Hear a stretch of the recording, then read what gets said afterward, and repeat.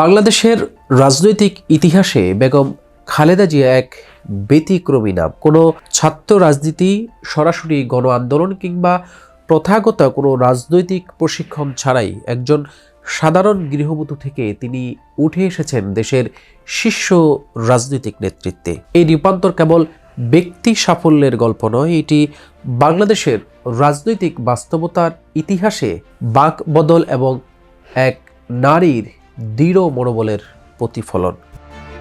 খালেদা জিয়ার রাজনৈতিক উত্থানকে অনেকেই ম্যাজিক্যাল বলে আখ্যায়িত করেন, কারণ তিনি রাজনীতিতে আসছেন প্রস্তুত কোনো কেরিয়ার নিয়ে নয়, বরং ইতিহাসের নিষ্ঠুর বাস্তবতা, ব্যক্তিগত ট্র্যাজেডি এবং রাজনৈতিক প্রয়োজনের হাত ধরে।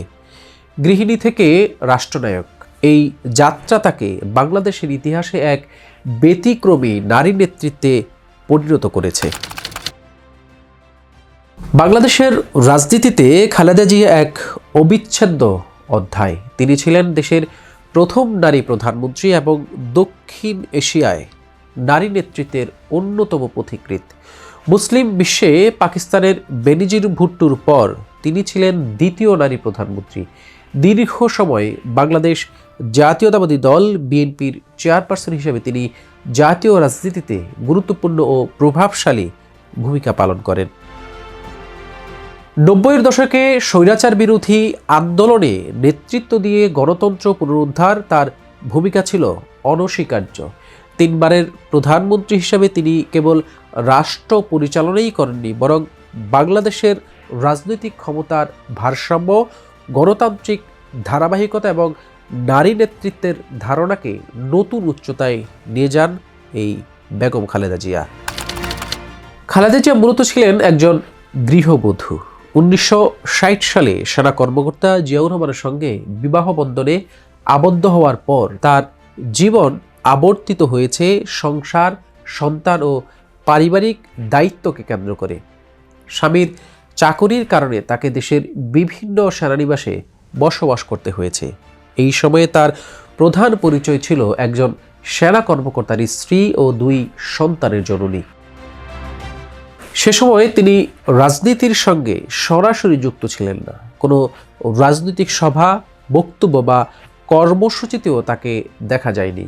নীরবে আড়ালে থেকে সংসার ও পরিবারই ছিল তার একমাত্র জগৎ। কিন্তু এই নীরব জীবনই ধীরে ধীরে তাকে প্রস্তুত করে তুলেছিল ভবিষ্যতের কঠিন বাস্তবতার জন্য। 1971 সাল, মহান মুক্তিযুদ্ধ খালেদা জিয়ার জীবনে এক গভীর মানসিক প্রভাব ফেলে। একজন সামরিক কর্মকর্তার স্ত্রী হিসাবে তিনি যুদ্ধকালীন অনিশ্চয়তা, নিরাপত্তাহীনতা ও ভয়াবহ বাস্তবতার মুখোমুখি হন।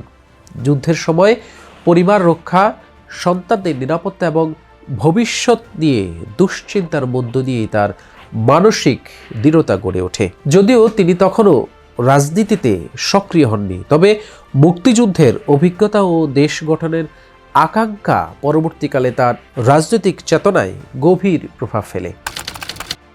খালেদা জিয়ার জীবনে সবচেয়ে বড় ও নির্মম মোড় আসে 1981 সালের 30 মে। এক সামরিক অভ্যুত্থানে রাষ্ট্রপতি জিয়াউর রহমান শহীদ হন। স্বামী হত্যার মধ্য দিয়ে হঠাৎ করেই তার ব্যক্তিগত জীবন ভেঙে পড়ে। একজন গৃহবধূ থেকে তিনি হয়ে ওঠেন রাজনৈতিক উত্তরাধিকার ও পরিবারের অভিভাবক। এই সময়ে বিএনপির নেতাকর্মীরা তাকে ঘিরে ধরেন। যদিও প্রথম দিকে তিনি দ্বিধাগ্রস্ত ছিলেন, তবুও পরিস্থিতি ও দলের চাপে তাকে রাজনীতির পথে নিয়ে আসে।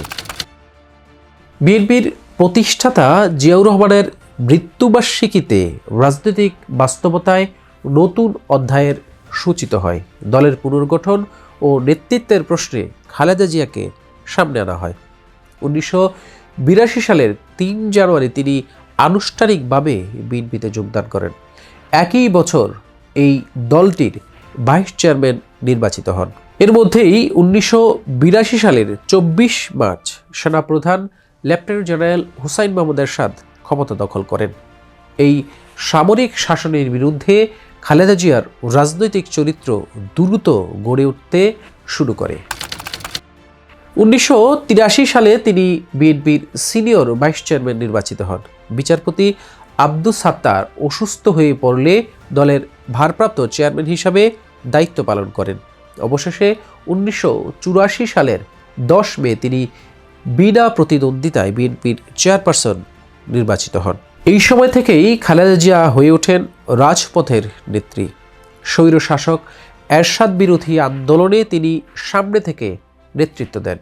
গ্রেফতার, নির্যাতন, রাজনৈতিক চাপ সব কিছু মোকাবেলা করেই তিনি নিজেকে প্রতিষ্ঠিত করেন একজন দৃঢ় ও আপোষহীন নেত্রী হিসেবে।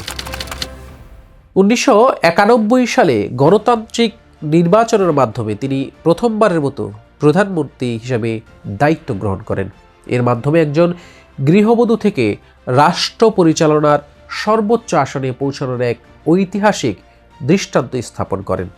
পরবর্তীতে 1996 ও 2001 সালে নির্বাচনের মাধ্যমে তিনি আরও 2 বার সরকার গঠন করেন। তার শাসনামলে সংসদীয় গণতন্ত্রের পুনঃপ্রতিষ্ঠা, বহুদলীয় রাজনীতির চর্চা এবং অর্থনৈতিক উদারীকরণ নীতির উপর গুরুত্ব দেওয়া হয়। খালেদা জিয়া কেবল একজন রাজনৈতিক নেত্রী নন, তিনি বাংলাদেশের নারী নেতৃত্বের এক শক্তিশালী প্রতীক।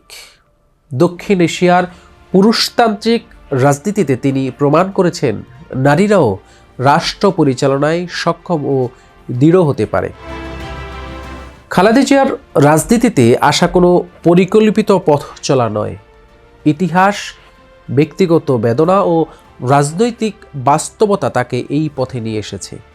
গৃহবধূ থেকে জাতীয় রাজনীতির শীর্ষে ওঠার এই যাত্রা তাকে বাংলাদেশের ইতিহাসে এক ব্যতিক্রমী, প্রভাবশালী ও স্মরণীয় নারী নেত্রী হিসেবে প্রতিষ্ঠিত করেছে। তার এই জীবনগাথা শুধু রাজনৈতিক ইতিহাস নয়, এটি এক নারীর অদম্য সাহস ও সময়ের দাবিতে নিজেকে বদলে নেওয়ার অনন্য গল্প। দর্শক, এই আপোষহীন নারী নেত্রী আজ এভারকেয়ার হাসপাতালে মৃত্যুবরণ করেছেন। তার রুহের মাগফিরাত কামনা করে আজকের মতো এখানেই বিদায় নিচ্ছি। আল্লাহ হাফেজ। ইউএফটি ফার্স্টের সাথে ট্রেড করুন যে কোনো জায়গা থেকে। ক্যাম্পাসে ক্লাসের ফাঁকে, ঢাকার জ্যামে বসে কিংবা ঘরে বসে ট্রেডিং এখন হাতের মুঠোয়। তাই ট্রেড করুন যখন খুশি, যেখানে খুশি।